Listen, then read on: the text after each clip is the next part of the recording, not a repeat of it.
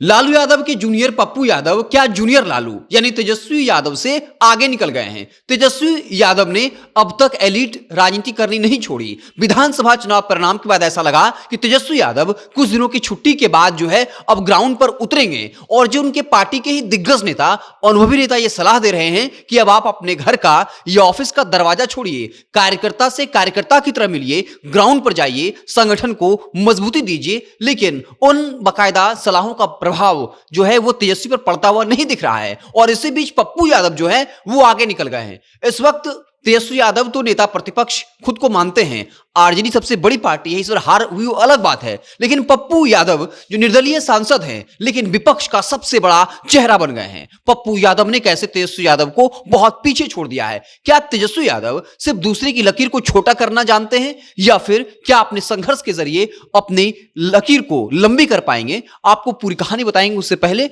औपचारिकता के लिए बता दो कि मेरा नाम है हिमांशु कुमार और आप देख रहे हैं जनता जंक्शन।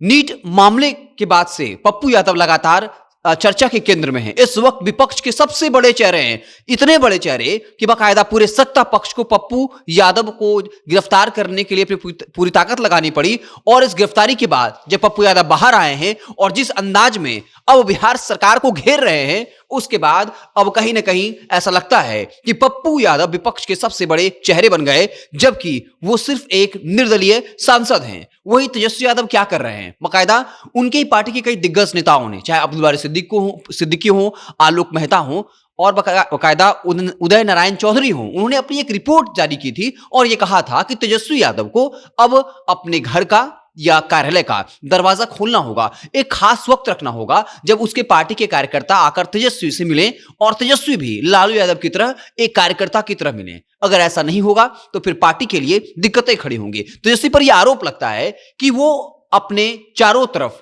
कुछ ऐसे लोगों से घिरे रहते हैं जिनकी मर्जी के बिना कोई भी कार्यकर्ता तेजस्वी यादव से नहीं मिल पाता है और यही आरजेडी के हार की सबसे बड़ी कारण रही। तेजस्वी यादव को ग्राउंड रियलिटी का एहसास नहीं हो पाया, वो वही विश्वास करते रहे जो उनके चारों और जो घेरे हुए लोग हैं वो कहते रहे। क्या तेजस्वी यादव अब भी नहीं सुधरे हैं?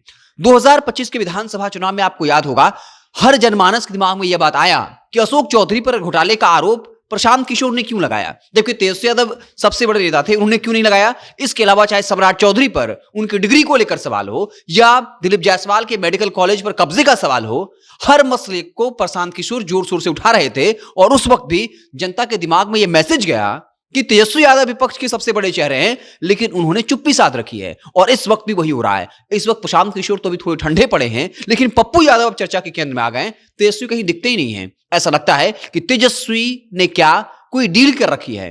परसेप्शन, पॉलिटिक्स में परसेप्शन बहुत मैटर करता है और यही बड़ी भूमिका निभाता है और यह परसेप्शन तो बिल्ड हो रहा है कि तेजस्वी यादव क्या सोशल मीडिया पर पोस्ट लिखकर अपना पल्ला झाड़ लेंगे?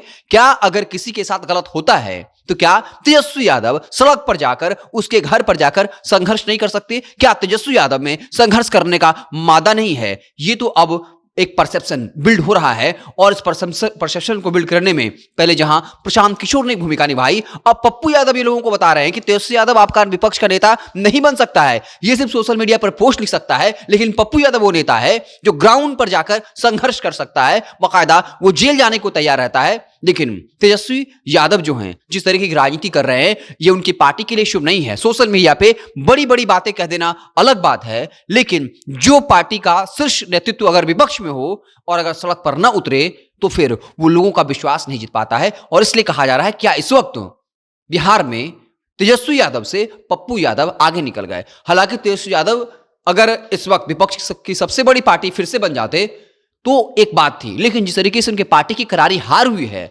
उसके बाद भी अगर तेजस्वी यादव पिछले बार की तरह सोचते रहे तो इस बार उनकी दिक्कतें बढ़ने वाली हैं। जिस तरीके से पप्पू यादव या प्रशांत किशोर आने वाले वक्त में ग्राउंड पर एक्टिव होंगे और तेजस्वी यादव इसी तरह सोशल मीडिया की पॉलिटिक्स करते रहे तो यकीन मानिए आरजेडी को लेकर जो एक विपक्ष का सबसे बड़ा चेहरा आरजेडी है या तेजस्वी है, उनका वो प्रभाव धीरे धीरे खत्म हो जाएगा और उस गैप को चाहे पप्पू यादव हों या प्रशांत किशोर हों वो भर लेंगे या उनके बराबर पहुंच पाए ना पाए, लेकिन तेजस्वी यादव अगर सीएम बनने का सपना देखते हैं, ये तो बिल्कुल संभव नहीं है कि सोशल मीडिया पर जिस तरह की वो राजनीति कर रहे हैं कि 2-4 लाइनें लिख देने से वो विपक्ष का सबसे बड़ा चेहरा बन जाएंगे।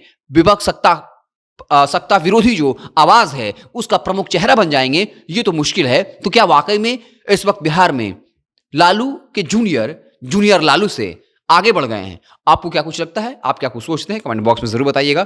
फेसबुक पर देख रहे हैं तो पेज को लाइक कर लीजिए, यूट्यूब को सब्सक्राइब कर लीजिए। बहुत बहुत धन्यवाद।